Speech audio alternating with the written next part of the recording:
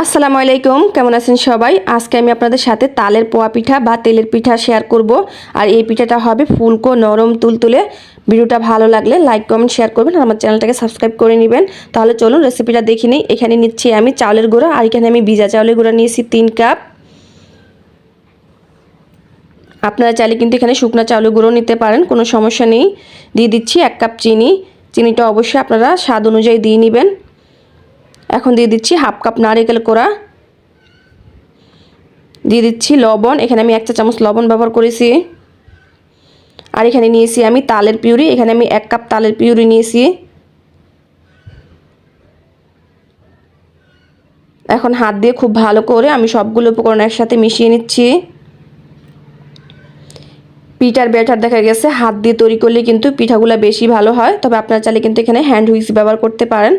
এখানে আমি কিছুক্ষণ মেখে নিয়েছি। আর দেখুন এখানে কিন্তু আমার ডোটা অনেকটা আঠালো লাগছে, তাই এখানে আমি হাফ কাপ পরিমাণের হালকা কুসুম গরম পানি নিয়েছি। এখন পানিটা অল্প অল্প দিতে থাকবো আর মিশাতে থাকবো।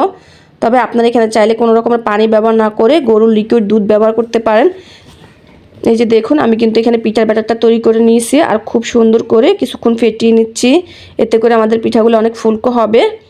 এখানে আমাদের ব্যাটারটা তৈরি হয়ে গেছে। এখন একটা ঢাকনা দিয়ে এটাকে রেস্টে রেখে দিচ্ছি 10 মিনিটের জন্য। ফিরে আসছি 10 মিনিট পর। এখন আমি আবার একটু ব্যাটারটাকে নেড়ে চেড়ে নিচ্ছি।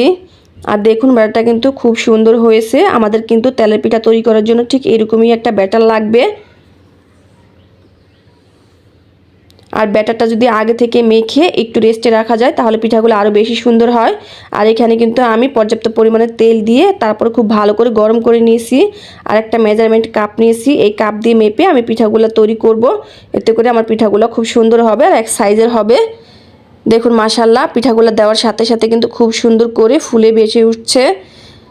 এই তেলের পিঠা তৈরি করার ক্ষেত্রে কিন্তু তেলটা আপনাকে খুবই ভালো করে গরম করে নিতে হবে। আর চুলার আঁচটা কিন্তু প্রথম থেকে লাস্ট পর্যন্ত একই রকম রাখতে হবে, তাহলে দেখা গেছে পিঠাগুলো খুব সুন্দর ফুলকো ফুলকো হবে।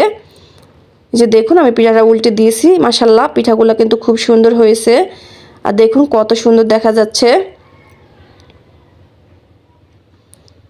আমি আরও একটা পিঠা দিয়ে দিচ্ছি। মাশাআল্লাহ আমার পিঠাগুলো দেওয়ার সাথে সাথে কিন্তু ফুলে উঠেছে। এখন কিন্তু ভাদ্র মাস, তাল কিন্তু বাজারে অনেক বেশি পাওয়া যায়। আপনারা চাইলে কিন্তু তাল কিনে সংরক্ষণ করে রাখতে পারেন ডিপ ফ্রিজে, আর এরকম পিঠা তৈরি করে খেতে পারেন যখন মন চায় তখনই। বন্ধুরা বাসায় অবশ্যই বানাবেন। আর দেখুন এখানে আমি অনেকগুলো পিঠা তৈরি করে নিয়েছি। মাশাআল্লাহ মাশাআল্লাহ পিঠার কালারটা কত সুন্দর হয়েছে দেখুন, আর দেখতে কত সুন্দর হয়েছে। আলহামদুলিল্লাহ এই পিঠা খেতেও কিন্তু অনেক মজা হয়েছে। আপনারা সবাই বাসায় তৈরি করবেন আর আমাকে কমেন্ট করে জানাবেন কেমন হয়েছে। দেখুন পিঠার ভিতরটাও কতটা সুন্দর হয়েছে। বন্ধুরা ভিডিওটা ভালো লাগলে লাইক কমেন্ট শেয়ার করবেন আর আমার চ্যানেলটাকে সাবস্ক্রাইব করে নিয়মিত চ্যানেলের সাথেই থাকবেন। আল্লাহ হাফেজ।